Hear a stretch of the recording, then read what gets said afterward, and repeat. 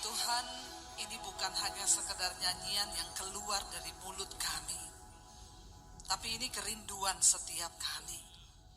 Ubah hidup kami, pakai hidup kami sesuai dengan rencana Tuhan. Karena kami tahu Tuhan, kesuksesan di dunia ini tidak bisa diukur dari apapun harta, jabatan, kekayaan. Namun kesuksesan kami di mata Tuhan ketika kami mengetahui kehendak Tuhan dan kami hidup di dalam rencana Tuhan yang sempurna.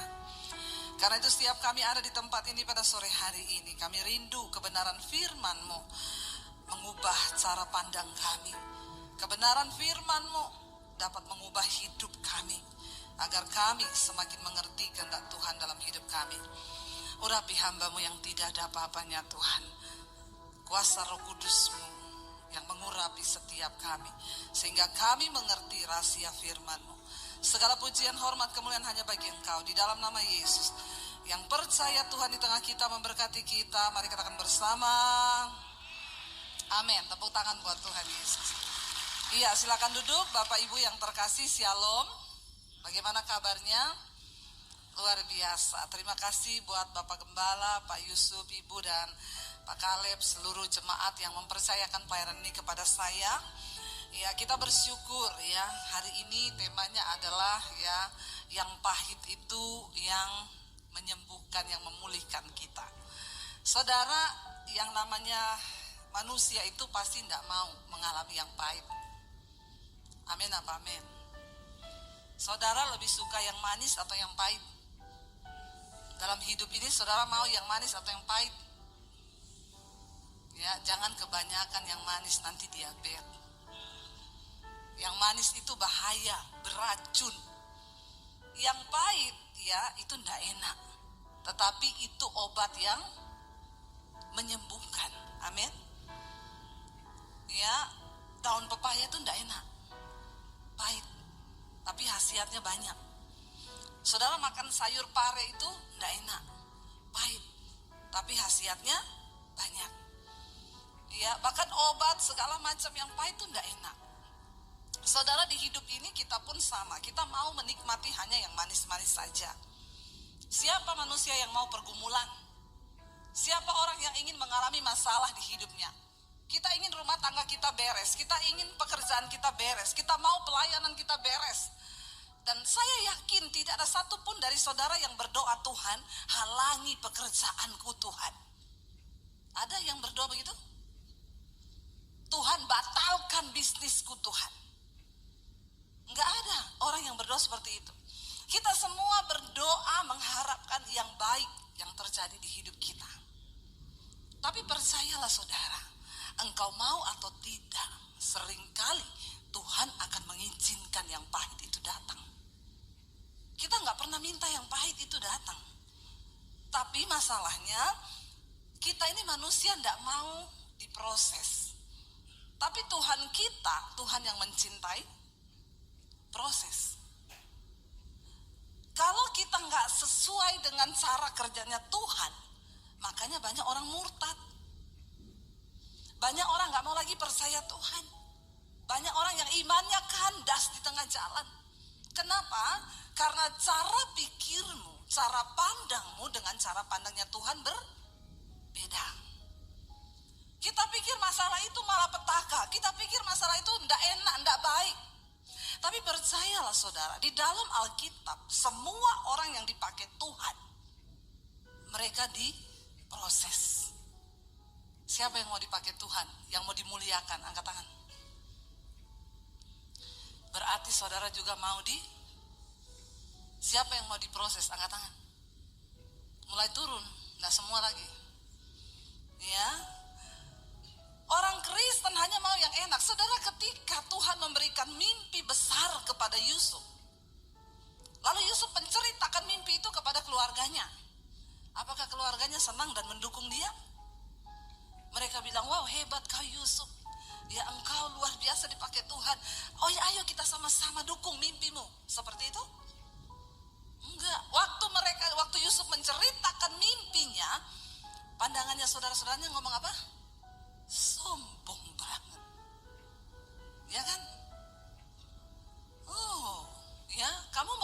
hebat dari kita.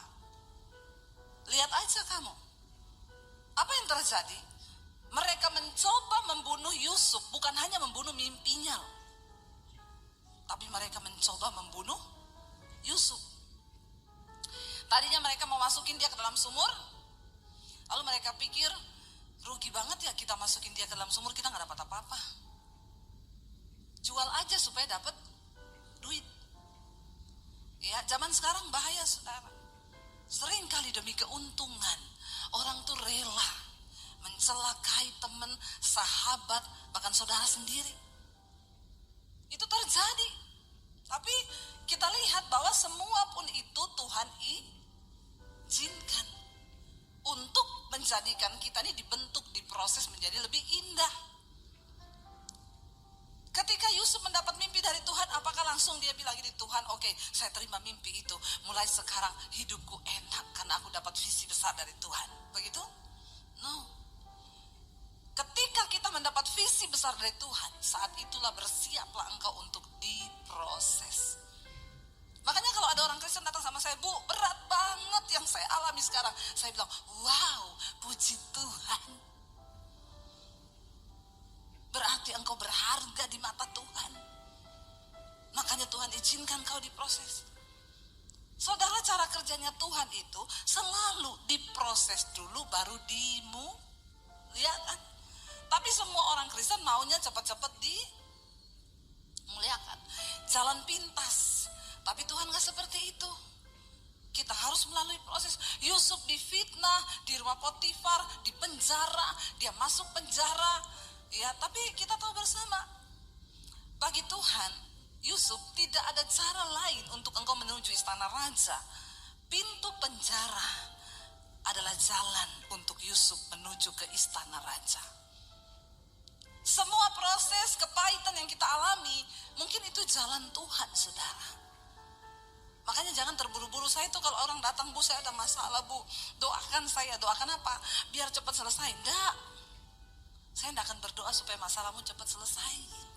Saya akan berdoa supaya kau ngerti maksud Tuhan di balik masalah itu.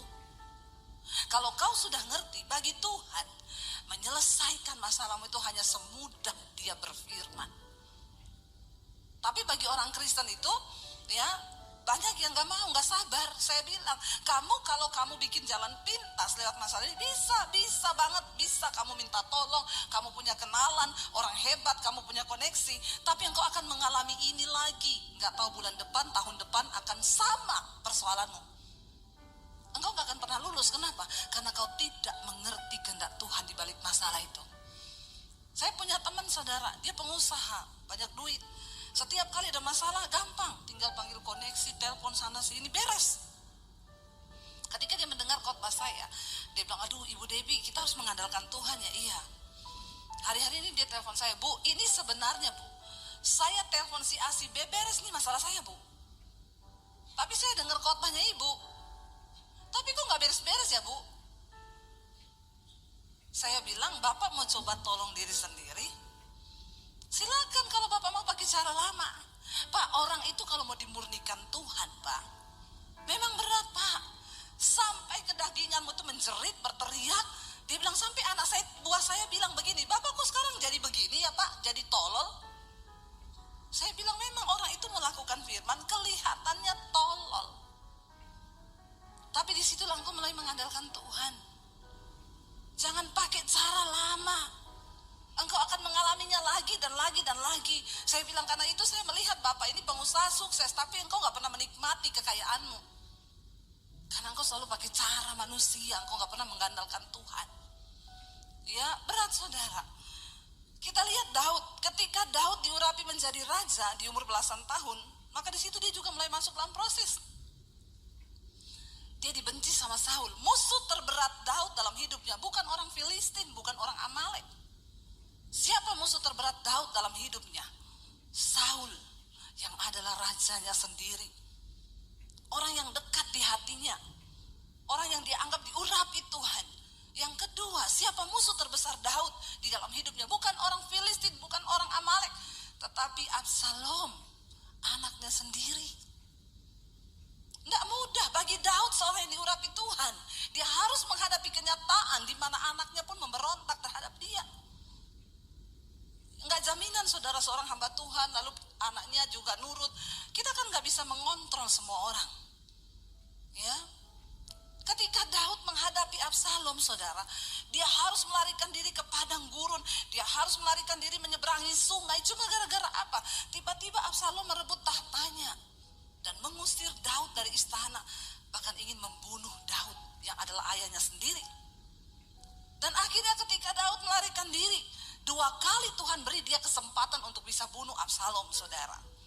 Bunuh Saul ya. Saul mengejar mereka, lalu Daud berdiri di samping Saul yang sedang tertidur pulas.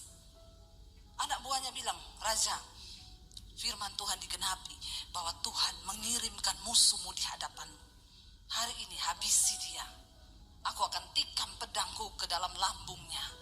Saul berkata, Jangan kau sentuh orang yang diurapi Tuhan." Akhirnya dia potong jubahnya Saul.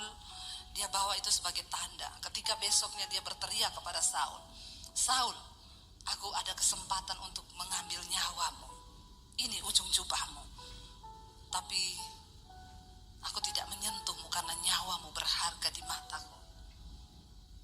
Tapi Saul tidak kapok saudara.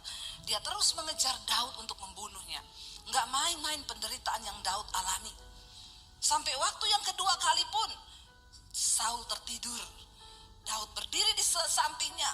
Anak buahnya berkata, "Tuhan, izinkan aku tusukkan tombakku ke lambungnya. 1 kali tusukan saja dia mati."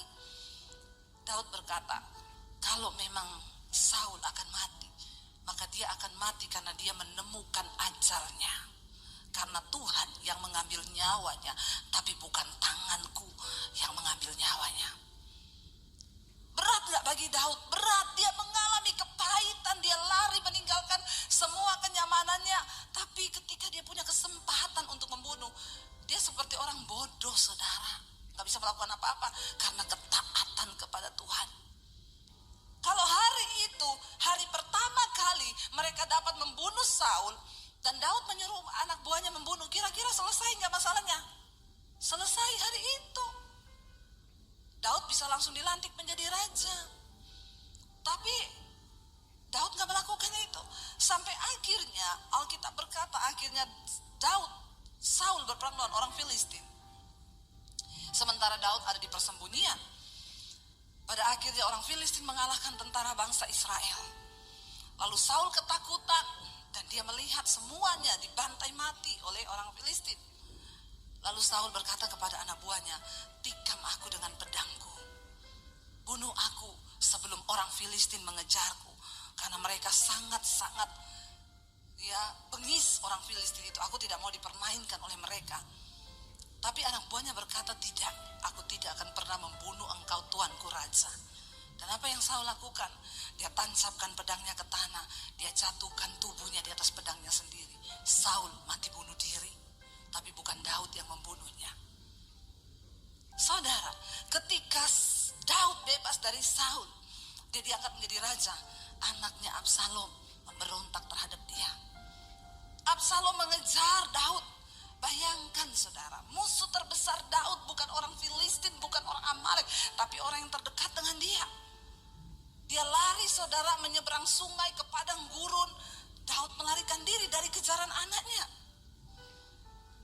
Dan ketika orang memaki-maki Daud, Daud cuma bilang, anak buahnya bilang, "Aku bantai orang itu ya raja. Kenapa dia memaki-maki engkau?"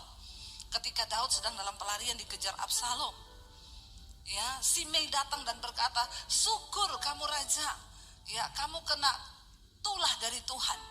Dasar engkau seorang dursila. Engkau berhutang darah." Dia maki-maki Daud. Anak buah Daud berkata, "Tuanku raja, izinkan aku menyeberang ke seberang. Saya penggal lehernya." Daud berkata apa? "Jangan. Kalau Tuhan yang menaruh perkataan kutuk itu di mulutnya, dan memang Tuhan yang mengizinkan aku dikutuk, apa urusanmu dengan aku? Dan apa urusanmu dengan Tuhan?" Daud menelan semua yang pahit itu saudara. Sampai akhirnya pun Absalom maju untuk berperang melawan Daud dalam sebuah pertempuran. Daud berkata kepada panglimanya Yoab, pergi hadapi Absalom. Tapi satu pesanku, kalau engkau berhasil mengalahkan Absalom, jangan engkau bunuh dia dan jangan engkau apa-apakan dia. Tapi saya percaya sebagai panglima perang, Yoab itu gondok gak? Gondok. Ini Daud ini ya, dia apa-apain orang diem aja, dia apa-apain orang goblok aja, gak mau balas. Ini anaknya ini bikin kita masalah. Saudara pikir enak malam-malam lari menyeberang sungai di tengah padang gurun, mereka harus kelaparan dan lain sebagainya, meninggalkan kenyamanan istana cuma karena satu anak yang namanya Absalom. Tapi Daud bilang, jangan kau bunuh dia, karena dialah anakku. Kenapa saya bilang itu penderitaan yang paling pahit bagi Daud? Karena itu musuh terbesarnya, tapi dia tidak tega untuk membunuhnya. Dia bisa melakukannya, tapi dia gak bisa lakukan itu. Saudara, apa yang terjadi? Akhirnya ketika mereka maju berperang, Absalom menunggangi bagalnya kudanya dengan seluruh persenjataannya. Tiba-tiba kepalanya nyangkut di pohon dan kudanya lari sendiri. Absalom kepalanya nyangkut di pohon. Ketika orang melaporkan kepada Yoab, panglimanya Daud, Absalom tergantung di pohon. Yoab datang membawa tombaknya, dia tikam lambungnya Absalom dan Absalom mati. Dan ketika Absalom mati, Daud berduka cita. Daud menangis, saudara. Ya, seharusnya itu menjadi sorak-sorai, sebuah kemenangan ketika mereka pulang berperang. Orang kalau pulang perang kan bersorak-sorai kan. Tapi ketika itu mereka masuk ke Israel, itu seperti orang yang kalah perang. Karena mereka tahu Daud berduka cita atas kemenangannya, kematian anaknya sendiri. Kemenangan berubah menjadi kesedihan. Saudara bisa bayangkan apa yang Daud alami. Saudara, pemazmur berkata begini. Mari kita buka Mazmur 73 ayat yang ke-21. Mazmur 73 ayat yang ke-21, firman Tuhan berkata begini. Kita baca bersama Mazmur 73 ya, ayat yang ke-21. Ketika hatiku pahit, ketika hatiku merasa pahit dan buah pinggangku menusuk-nusuk rasanya, aku dungu dan tidak mengerti, seperti hewan aku di dekatmu. Waktu orang itu pahit, sakit hati, mengalami tekanan, maka itu pasti akan berimbas kepada fisiknya. Itu pasti, saudara. Kalau saudara banyak masalah, ya pasti saudara mulai sakit tulang, ya itu pasti. Karena makanya Alkitab berkata hati yang gembira itu obat yang manjur. Ya, 70% penyakit fisik itu datang dari jiwa, dari hati, ya. Maka dikatakan ketika hatiku merasa pahit, buah pinggangku menusuk-nusuk rasanya. Sakit pinggang itu biasanya karena sakit hati. Tidak usah angkat tangan. Yang sering sakit pinggang di sini, coba periksa hatimu. Ya, mungkin engkau ada kekecewaan di sana. Lepaskan pengampunan. Aku dungu dan tidak mengerti, seperti hewan aku di dekatmu. Ketika kita mengalami sesuatu yang berat di hidup ini, kadang-kadang kita ini udah gak ngerti. Bahkan mau ngapain lagi kita udah gak tahu mau ngapain. Aku ini dungu, bodoh seperti hewan, sudah gak bisa mikir. Saudara, saya tadi baru teleponan dengan seorang ibu. Luar biasa, ibu ini mengalami kepahitan yang bukan kepahitan yang dibuat manusia. Jadi beberapa waktu yang lalu saya pelayanan di satu kota. Dia suruh saya doakan anaknya yang menikah sudah beberapa tahun tapi belum punya anak. Jadi saya panggil anak itu, saya doakan, saya tumpang tangan perutnya. Puji Tuhan, setelah saya pulang sebulan kemudian anak itu hamil. Ya, senang. Keluarga ini senang anaknya hamil. Ya, sebulan yang lalu dia melahirkan, saudara. Semua senang, ya, mamanya senang dapat cucu. Tiba-tiba ketika anaknya baru berumur 1 bulan, Kamis kemarin, anak ini meninggal. Tapi bukan bayinya, tapi apalagi anak dari ibu ini. Saudara bisa bayangkan, sebuah kebahagiaan tiba-tiba berubah menjadi sebuah hal yang pahit. Inilah hidup, ini hidup. Ikut Tuhan itu tidak selalu yang manis. Kita harus mempersenjatai diri kita bahwa ikut Tuhan itu bukan cuma yang enak-enak. Saya selalu berkata saudara kepada anak Tuhan, engkau ikut Tuhan bukan supaya engkau tidak mengalami masalah di hidupmu. Kenapa engkau harus dekat dengan Tuhan? Karena ketika engkau mengalami masalah, engkau akan beroleh kekuatan sebab engkau dekat dengan Tuhan. Jangan kau kecewa, banyak orang datang, Bu, kenapa Tuhan, Bu, kenapa Bu? Saya sudah sungguh-sungguh ikut Tuhan, saya sudah begini. Saya bilang, kau itu dekat Tuhan, bukan supaya hidupmu gak ada masalah. Dunia ini tempatnya masalah. Kalau saudara gak mau hadapi masalah, silakan pergi dari dunia. Ya apa ya? Makanya kalau orang datang, Bu Debbie, saya itu banyak masalah di hidup saya, kenapa gak pernah selesai? Ibu sudah capek hidup? Ngomong, Bu, nanti saya doakan.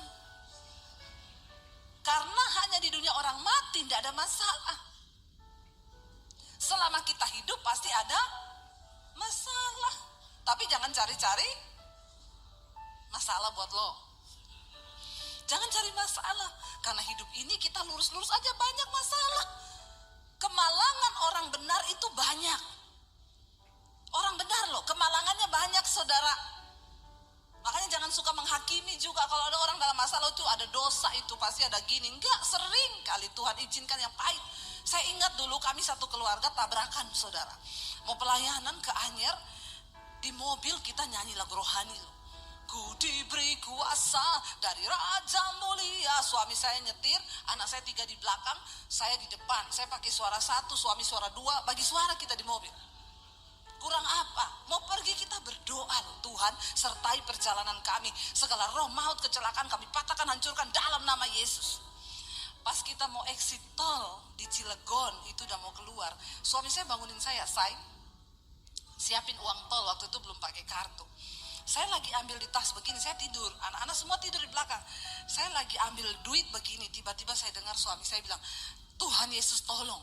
Saya ini baru mau tanya, maksudnya Tuhan Yesus tolong kenapa? Tiba-tiba saudara, saya merasakan benturan yang keras sekali di mobil kami. Mobil kami terlempar, terbalik ke sebelah. Dan itu makanya kenapa kita ini harus selalu hidup kudus saudara. Kematian itu hanya berjarak 1 detik dari hidup kita. Ngeri. Kita tuh kalau mati begitu saudara, kita ini udah gak sempat bertobat. Waktu mobil ternyata ada bus dari belakang kami. Busnya namanya laju prima. Lajunya bener-bener prima. Kami ini mobil posisi berhenti di jalan tol. Memang jalan tolnya itu menurun dan berbelok begini. Posisi mobil kami itu berhenti mau bayar tol. Dia tanpa rem melaju dari atas dengan kecepatan yang sangat tinggi. Gak sempat ngerem. Jadi suami saya itu banting setir ke kanan. Di depan kami masih ada 3 mobil. Dia hantam mobil kami, pas di pojokannya mobil kami terlempar terbalik ke sebelah. Lalu dia menghantam lagi 2 mobil, tapi yang paling keras itu di mobil kami karena mobil kami yang kena pertama. Saudara, waktu mobil itu terlempar terbalik-balik begitu, saya itu udah gak sadar. Itu kita kalau bikin dosa, lalu mengalami kayak begitu, saudara gak akan sempat ngomong, Tuhan ampuni saya selingkuh, Tuhan ampuni saya kepahitan, Tuhan ampuni Tuhan. Gak akan sempet. Saudara, dalam kecepatan sekian detik, saya hilang, gak ingat apa-apa. Cuma syok, kaget, apa ini udah gak sempet berpikir, tiba-tiba saya buka mata, mobil sudah terbalik, saya kepala di bawah. Airbagnya keluar, asap semua, saya panik saudara. Anak saya semua bangun, Mam kenapa ini Mam? Kiamat Mam, kiamat. Dia pikir kiamat, meteor jatuh. Saudara, bener. Ya saudara bisa tertawa dengan kisah saya, tapi cukup saya yang mengalami saja. Saya bilang sama Tuhan jangan gini juga keles. Saya tahu saya sering khotbah, tapi jangan terus-terusan izinkan saya yang mengalami Tuhan. Ya cukup saya yang ngalami, saya bisa cerita sama saudara. Makanya memang pengkhotbah itu harus dia ngalami duluan. Amin. Seminggu sebelumnya rumah saya kemasukan maling.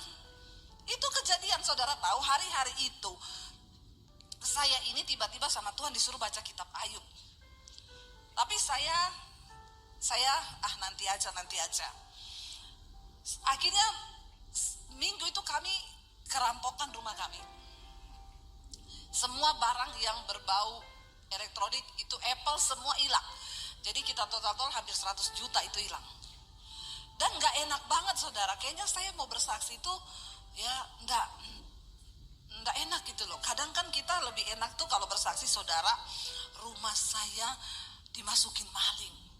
Lalu saya bangun pagi-pagi, tidak ada barang yang hilang dan malingnya tergantung di pagar. Kalau saya bersaksi itu kan, saudara, tepuk tangan dong. Ini aja udah ada yang mau tepuk tangan nih. Kayaknya kan wah banget gitu ya, malingnya kesangkut di pagar, barangnya nggak ada yang hilang. Itu bener-bener Kristen itu. Ya Pak ya. Tapi saya mau bersaksi, maling masuk dan kami nggak ada yang terbangun dan barang-barang hilang. Hampir 100 juta, laptop, handphone berapa biji, saudara. Dan saya waktu itu bangun, saya bilang, ini Tuhan, ini kan rumah tetangga saya kayaknya yang lebih benar deh dari mereka hidup saya. Tapi kok bukan rumah mereka yang dimasukin? Kenapa rumah saya? Dan rasanya di gereja itu enggak elegan kita bersaksi begini, pendeta kok kerampokan. Nanti jemaat bilang apa? Hello? Please deh. Lalu saya hari itu di Tuhan bilang, baca kitab Ayub. Saya gini, baru kemalingan gitu udah suruh baca kitab Ayub. Alay lebay. Saya gak baca. Seminggu kemudian tuh kita pelayanan, saudara. Ya, kita pelayanan, udah doa, udah apa, kejadian itu. Jadi saya tuh berpikir, kalau ini sih sudah hampir nyawa ya, itu mobil hancur 80%. Kalau saudara lihat itu fotonya dari depan sampai belakang, dan mobil kami itu kan pendek, waktu itu Honda Freed, itu sejajar sama mobil bus punya ban kan, saudara tahu bus yang besar itu, mobil saya sama bannya itu sama tinggi. Jadi kita benar-benar di bannya. Dia hantam, mobil saya hancur 80%, tapi saya nggak tahu bagaimana ceritanya, anak saya itu duduk melintang di belakang, yang kecil. Waktu posisi kejadian itu anak saya itu sudah di pangkuan saya di depan. Kami satu keluarga tidak ada yang luka satupun. Nggak ada, ini tepuk tangan nih. Tadi waktu kemalingan nggak ada yang tepuk tangan. Ya, itu kami nggak ada luka, saudara. Cuma ketika saya itu bilang, aduh Tuhan ya, kayaknya ini sudah hampir nyawa ini ya, sampai polisinya datang, saya dan anak-anak harus dibawa ke rumah sakit terdekat, walaupun nggak ada darah, nggak ada apa, tapi kami harus diperiksa. Jadi suami saya tinggal di mobil. Waktu suami saya tinggal, polisinya datang, dia bilang gini, waduh Pak, mobilnya hancur ya Pak, tapi untung loh Bapak cuma sendiri. Ini tadi Pak, kalau ada yang ikut, pasti yang duduk di bangku kedua udah pasti meninggal Pak. Suami saya bilang, kami berlima Pak. Astagfirullah. Terus suami saya dipegang punggungnya sama polisi. Terus mana sekarang? Istri saya, anak saya 3 Pak. Polisinya elus-elus suami saya, istighfar ya Pak ya, istighfar, namanya musibah itu kita tidak ada yang tahu ya Pak. Terus gimana Pak keadaan istri sama anaknya? Suami saya bilang, puji Tuhan, gak ada yang luka, gak ada yang apa. Alhamdulillah, Masya Allah, Subhanallah. Suami saya bilang, haleluya Pak. Saudara, akhirnya saya pulang, saudara. Saudara boleh tepuk tangan, tapi di hati saya nih, saya pahit, saudara, sama Tuhan. Saya bilang, Tuhan, kenapa bertubi-tubi Tuhan? Apalagi ketika ada orang-orang dekat itu WA, SMS, Bu, saya dengar Ibu kecelakaan ya, iya. Introspeksi diri. Itu kata-kata memang memotivator untuk orang semakin kepahitan. lagi ada musibah, ndak usah kau tulis introspeksi diri, ndak usah. Dia pasti sudah, tanpa kau suruh, ndak usah. Kau ndak perlu berkata kalau hanya melukai. Orang-orang Kristen, orang pelayanan, introspeksi diri Bu, ibu kan hamba Tuhan. Dia tambah ayat lagi, firman Tuhan berkata, rancanganku bukan rancangan kecelakaan. Pret, kau ndak ngalami kau. Saya hanya bisa menelan ludah dan berkata, terima kasih Bu, amin. Saya tuh mencoba introspeksi diri ketika kami mengatakan, Tuhan saya tuh salah apa Tuhan? Kalau saya selingkuh, enak saya langsung tahu, nih pasti karena saya selingkuh Tuhan marah toh. Atau saya lagi kepahitan, lalu mengalami gitu, ini pasti karena saya kepahitan, nih Tuhan tegur, langsung bertobat. Masalahnya saya cari-cari, saya nggak ketemu salah saya. Stres enggak saudara?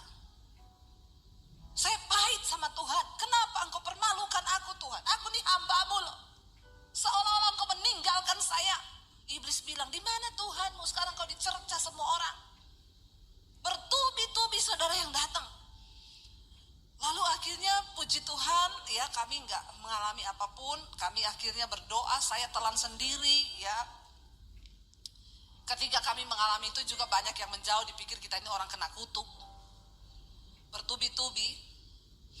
Lalu puji Tuhan, ya setelah beberapa waktu Tuhan gantiin mobil kita dari yang Honda Freed, dikasih Innova yang terbaru saat itu. Nggak usah tepuk tangan, nggak usah, ya. Dikasih Innova yang terbaru. Itu orang yang introspeksi diri tadi yang ngomong begitu. Dia ngomong gini, dia WA saya, Bu, saya dengar ya ibu mobilnya diganti yang lebih bagus dari yang dulu ya. Ternyata ibu tabrakan tuh karena Tuhan mau ganti mobil ibu ya. Jadi saya bilang gini, ibu mau mobilnya diganti, Mercy. Mau Bu, saya doakan masuk di bawah kontainer. Kadang-kadang orang Kristen tuh otaknya picik. Ya picik kau.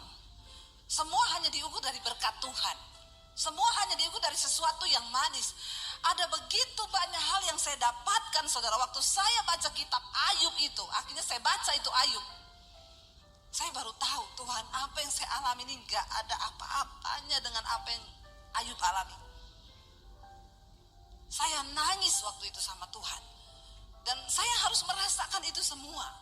Saudara, tadi pemazmur itu berkata, dia bilang begini, aku nih dungu seperti hewan aku di dekatmu. Tetapi ayat 23 berkata, kita baca bersama apa ayat 23 bilang, tetapi aku tetap di dekatmu, engkau memegang tangan kananku.